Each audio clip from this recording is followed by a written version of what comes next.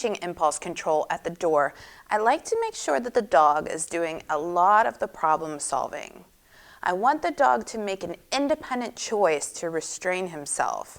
And the reason for that is that I don't want to have to constantly nag my dog. I think it's bad for our relationship, and I think it's just a lot of extra work to have to constantly remind them what it means when we get to the door, what they're supposed to be doing.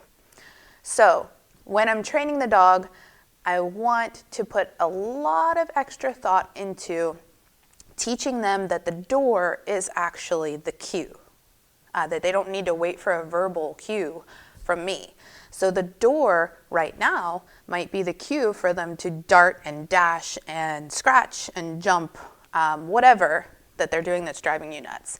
But right now the door is not cueing them to do the behavior that you want them to do. So what we are going to do in this video is work on teaching them that the door is a cue to do good behaviors, safe behaviors. So to do that, we need to start with a door that your dog is not already dashing through. A bathroom door, a closet door, even a crate door. Starting with the crate is the best way to go, in my opinion. So if you haven't done this with your dog as a young puppy, please, if you have your crate available, give it a try now, because it's a wonderful way to set up this particular exercise.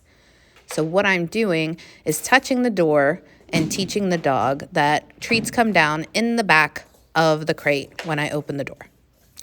If the dog tries to paw at the door or nudge at the door, I simply wait for a better choice and reward that. Appropriate behaviors that I'm looking for are eye contact with me, or simply moving backwards away from the door, or going into a sit or a down would be nice as well. For this particular setup, I tend to always treat in the back of the crate and up high, which kind of coaxes the dog to end up in a sit position in the back of the crate.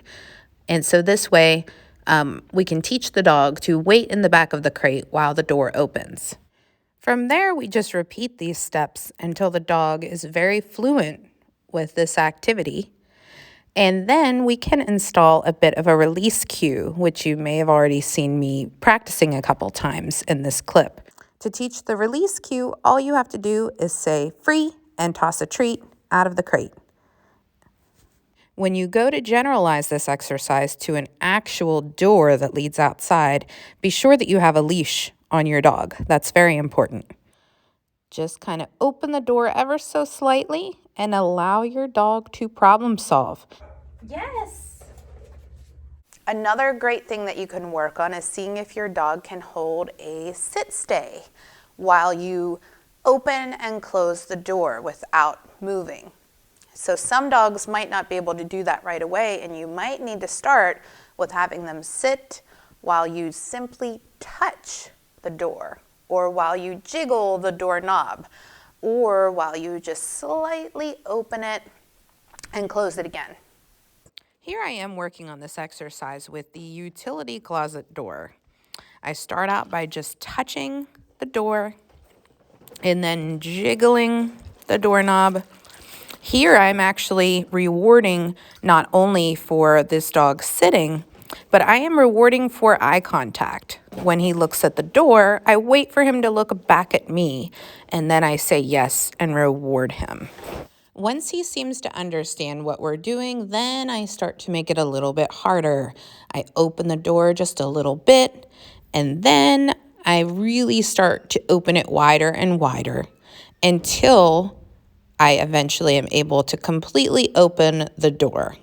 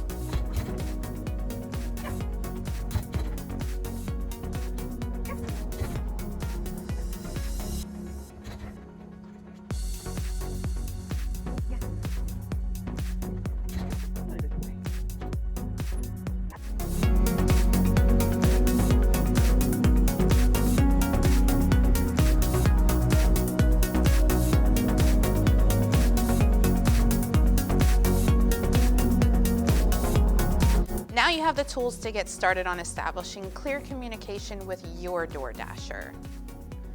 You're gonna need to practice this regularly because our dogs learn the best through repetition, just like we do. So you wanna make sure they're rehearsing the right behaviors and not the wrong ones. So you may need to use some baby gates, an X-Pen, or find some way to make sure your dog doesn't have access to the main doors that lead outside while they're downloading some new information, okay? All right, good luck.